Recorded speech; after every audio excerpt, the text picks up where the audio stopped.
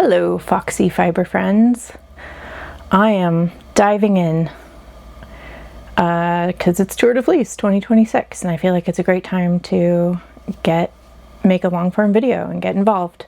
And I'll talk a little bit about what I have been spinning, what I plan to spin, and what my other goals are related to Tour de Fleece, and cheering all of you guys on. And I hope you are enjoying this year's Tour de Fleece and enjoying your spinning.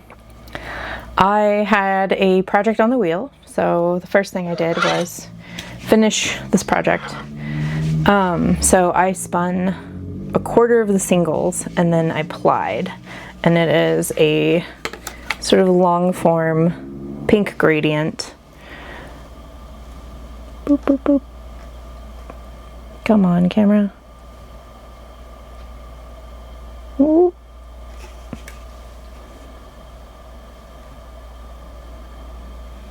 There we go. And one of my main goals for Tour de Fleece this year was to try to use as much fiber from stash as possible. Try to get little bits and bobs and things that have been hanging out for much longer than I would like to knit, which for many of these is several years, possibly up to a decade. So definitely was about time. This is a 2-ply. And it is primarily 50% merino and 50% silk. I'm guessing it'll probably be about a fingering weight, which is great. And that will either be a project for my child or it will be a shawl of some sort. I'm not exactly sure quite yet.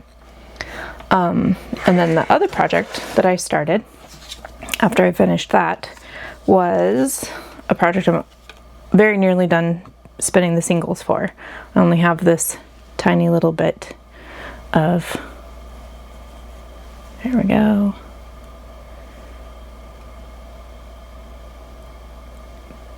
I was doing so good in my testing and now it's not wanting to pick up.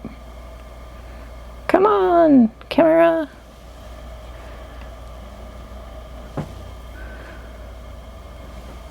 And this is a special fiber I've had in my stash for a very long time. And it was Inglenook Fibers when they did their natural dye color series, and this is Saxon Blue. And it is a Batten Braid number 44, so 65% South Down, 25% Tussa Silk, and 10% mohair. And I have 5 ounces of this. And although I had initially thought like, oh, I'll spin yarn for socks out of it, this is way too pretty to put in my shoes. So I've decided to spin it as a true 3-ply and hopefully make myself a pair of mitts for winter. So I have 2 of the plies already done, and I am working on the 3rd one currently on my wheel. So that project is very much nearing completion. And then I have way too many things lined up. Definitely the next main thing. Ooh, I forgot one thing. I have been spinning on my Turkish spindles. Or Spindle, because it's the only one I've been spinning on for Tour de Fleece. So I'm almost done with the 3rd row log for this little guy. And this little turtle, let's see.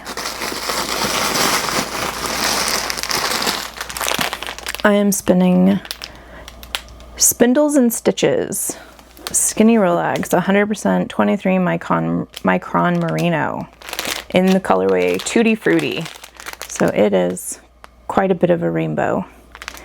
And as you can see, I am on this sort of pale end here. And what I decided to do with these was I decided to spin them as a basically self-striping yarn. And so I am connecting the warm ends to the warm ends. So the yellow and the purple, and then the gray lavendery color and this purple are interconnected. And I'm just going back and forth between the 2 colorways. So this one I'm almost about to finish my 3rd row lag here on this little turtle. And this is a Jenkins Finch. And I believe tulip wood, which you can't see much of at the moment, but this has been my leave the house spinning. So my go-to spinning for being out and about, which I have to spend a fair amount of time out and about. So that has worked out really well for me. I am a big Turkish spindle spinner. So it was actually my first spinning was a Turkish spindle as opposed to a wheel.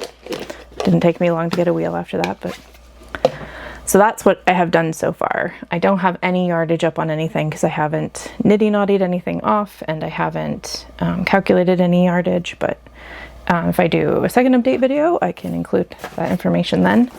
But my next project, because I'm almost done with the South Down, is another project that has been waiting far too long to be spun, and that is Bellevue Fibers Raven Wing Gradient Bat Set. It's 150 grams of merino and tussa silk. And I bought this during the height of the pandemic. So I've been waiting a long time. So you can see here, it goes from a lovely sort of green into like a navy blue, and then into like sort of an indigo and a deep violet color. And it is so beautiful, and I coveted this fiber for so long, and I finally splurged on it, and I still haven't. You know what? I have 2 sets of it. Nope, I have a second bat set under there. Oh dear. Okay. More surprise fiber. I thought this was just the Raven Wing, but it turns out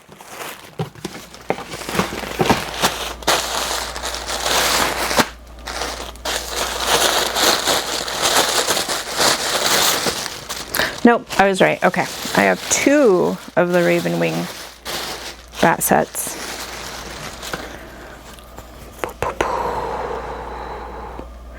And they have been very delicately and lovingly stored in their box, so they are still quite fluffy. I normally try really hard not to keep bats around this long, but I had just had a child right before the pandemic started, so I had a brand new baby, and I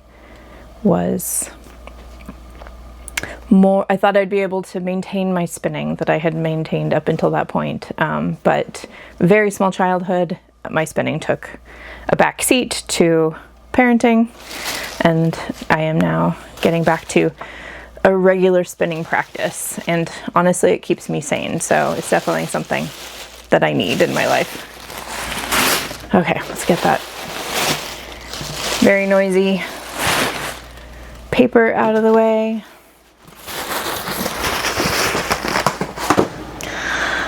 And then I have a mystery bat that came from Youthful Fiber Farm and Mill back when I lived in Oregon before we moved across the country. And it is sort of, I'm kind of afraid, again, I'm trying to prioritize the bats that I have in my stash so that they don't have to keep sitting any longer than they already have. So I don't want to open it all the way up because it will explode. So it's Youthful Fiber Farm, and it's a mystery bat that I believe I bought at one of our Spinning Guild events. Shout out to Aurora Colony Spinning Guild. And it is mostly sort of different colors of purple, and then it goes into sort of like natural colored wools. I'm really excited, and it's still very springy. This doesn't feel like a fine wool. Maybe it is, probably. I think they spin a lot of like border luster, so the medium to fine sort of the cusp of medium to fine is kind of what it feels like more like springy and very delicious, and I definitely will spin this wool in. And the other project that I think I'm going to pair with that is I have this little bump of 100% white horned Dorset from Snicker and Doodle are the names of the sheep, and this was part of my Shave 'em to Save 'em that I never finished. And it comes from Covered Bridge Farm in Scioto, Oregon, and it feels very similar, like smooth, springy hand to the mystery bat. So in some way, my plan is to either dye this after it is already spun into wool, but spin these in a similar way so that I can expand the usefulness of these two fibers, because they really feel like they both want to be spun woolen and they would be great in a project together. So what that project would be, I don't know yet, but that is definitely how I'm going to spin them. So that's after that. And then as a challenge to myself, I was hoping to pull out my supported spindles, which I've never really gotten into, and I definitely haven't mastered yet. I am like park and draft sort of stage on my supported spindles, but I've always really wanted to be able to spin those really fine cobweb laces on them. And so I have this Pearly Shell Fiber Arts, and it's only 1.5 ounces of Ultra Cormo and Angora in sort of a natural, very pale, natural gray and white. And it literally feels like the fiber version of butter, or maybe like kitten farts. It's so soft. It is a little bit more neppy than I probably would typically choose for a fine lace weight. So I may have to rethink that, but my backup to that one is I have this itty bitty tiny little bump of Merino X Hazel and Mohair blend from Sincere Sheep, and there's not very much of it. There's only, this looks like 2 ounces, so 75% merino cross wool and 25% mohair from Red Creek Farm and Buckeye Farm, both in California. And again, it's in that sort of like heathery gray color. So I might try this on my supported spindles as like my challenge day, and see what I can spin, and if I can get any better, if I can get to the point where like I can not have to park and draft. I am a better woolen spinner than when I first got my supported spindles, so I feel like I have a bit more muscle memory and I'm ready for the challenge. But this Ultra Cormo does look a little bit neppier than I was expecting now that I have it out and in the light, and I'm not just petting it and oohing and awing it, because honestly, this is one of those fibers where if I could send a little bit out to you guys all to touch and feel, I definitely would. So that's challenge. And then the other project that I actually may prioritize, I just have to figure out how I want to spin it yet. Every year I try to sort of indulge myself by getting one special Tour de Fleece fiber colorway. And this year I got fossil fibers. And now this one is going to be very hard to see, but as you can see, it is sort of nebula space colors. And it also has this gradient braid that goes along with it. And they are Polworth, alpaca, and silk, 50, 30, 20. Let me see if they're both the same. Yep, they're both the same. So Polworth, and I think the alpaca is naturally dark, which you'll see sort of in the lighter colorways, sort of a humbug sort of effect. And this colorway, the gradient, is called Moonjoy. I love spinning gradients. And Deep Space for the more kettle dyed sort of color. I still haven't quite decided how I want to spin these up yet. My inclination for the gradient is to spin it and either chain ply it or divide it in half and do a 2-ply. My 2-plies tend to be quite very, very fine. And so I may chain ply it just so that it has a little bit more usefulness. I think this would be really beautiful as perhaps a hat. Like, it feels really, really lovely. I love Polworth. very much. And I've never had it blended with alpaca. So the other thing is I have to keep in mind is this is going to be a very warm fiber. But luckily I live in the very far north, so that works out quite well for me. So yeah, I don't know. If you have any ideas of what or how would you spin it? What would you do with the two of them together? Would you combine them somehow? Because I did think about doing like a long gradient and then using the deep space to create like a second ply and let them be marled, like a marled gradient. I'm just not exactly sure. I've spun one of those before and I've started to knit something out of it like 3 or 4 times, and then I set it down because it's just not feeling it. So I don't want to do that. I don't want to like put this fiber in that same kind of purgatory. So I don't think I'll do a marled long gradient. But I'm very excited about this. I love the drape. I love how soft it is, and I can't wait to get it in my fingers. And then I know it seems like I'm being quite ambitious, but I think I'll probably get through most of this, honestly.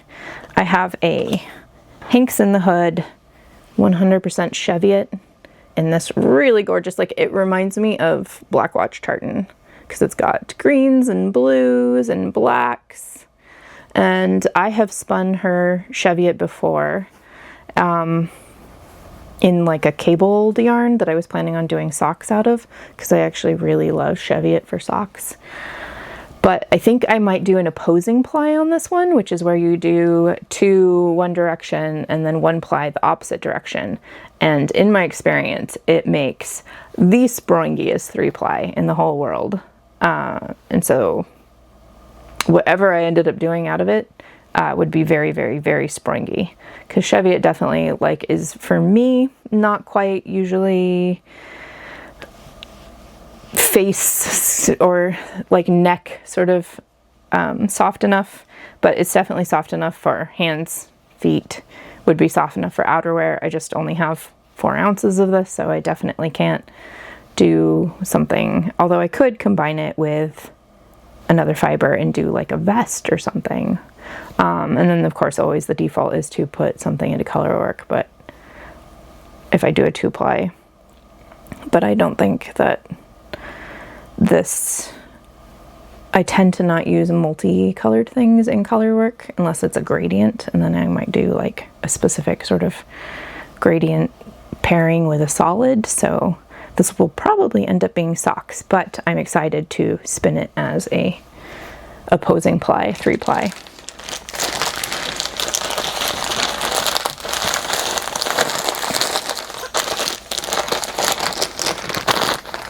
And then I have these extremely bright, and actually everything up until this point besides the fossil fibers and this have been in stash for at least 6 years. This, I actually just got this spring. This is from Dirty Girl Dye Works, Dirty Girl Yarn, and my child chose this as a spinning project for them, and I still don't know quite what I'm going to do with it. I have 2 braids of it, and it is a 100% Rambouillet, and I was thinking of spinning the singles straight like this and then doing a fractal with this, and then 8 ounces, especially if I decide to pair it with something else, would definitely be big enough to make a sweater for my child, which she would be more inclined to wear than accessory. She has 1,000 hats and she's very hard on mittens, so we're not like in hand knit mitten stage quite yet, but she would definitely rock a good sweater out of the pink and red, and it's very Valentine's-y. It's this pale enough, it's actually, I was thinking of even combining it with a solid white, which would definitely extend it because I would basically double it, and it would chill out maybe the intensity just a titch. So this is low on my priority list because this is newer stash and I already have yarn for a sweater for my child. So this is backup. And then backup to the backup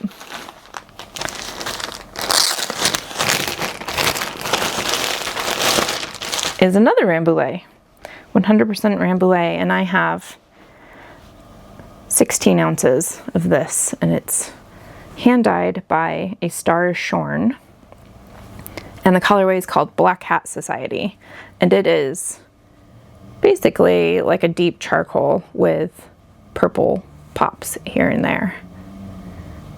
And this is deep stash, and there's a lot of it, so I would definitely like to get this spun up. I have a cabled vest in mind, and so I was thinking of trying to get this to be Aran weight, and I only need 1,000 yards, so I think I could certainly get 1,000 yards out of a pound of wool. So it's going to need a little bit of, it's slightly compacted from being in these tight plastic bags for many years, so I would definitely need to do some sort of prepping it. I'll probably, if I get to the point where I am spinning this, then I'll probably pull it out and give it a good steam, and let it relax out like in the braids, and then my goal would probably be just strip it and put it in tiny little nests and then just randomly spin so the color is as random as possible out of all 4 of the braids. You can't really see the color in the plastic, but so I may prioritize this since I do have a project in mind over the bright Rambouillet, but those are my projects for Tour de Fleece 2026. I have been keeping up on a lot of my YouTube videos that I am watching other spinners spin on Tour de Fleece. I've been like watching some new to me people, and my other goal for Tour de Fleece was to catch up on the Ply Spinning Guild videos that I haven't prioritized. So I am been watching a bunch of those, and they just came out with a bunch of silk, which I'm obsessed with. So I've been watching the silk videos and going over some of the more like art yarn videos. So Ply Spinners Guild, such a great resource. Really grateful that that is in production. And yeah, so that's my Tour de Fleece. I will catch you guys all on the flip side. And if you thought that this was okay and you might want to see more long form videos out of me, definitely like and subscribe. Encourage a new vlogger. And that's all for now. Thank you guys. Happy spinning.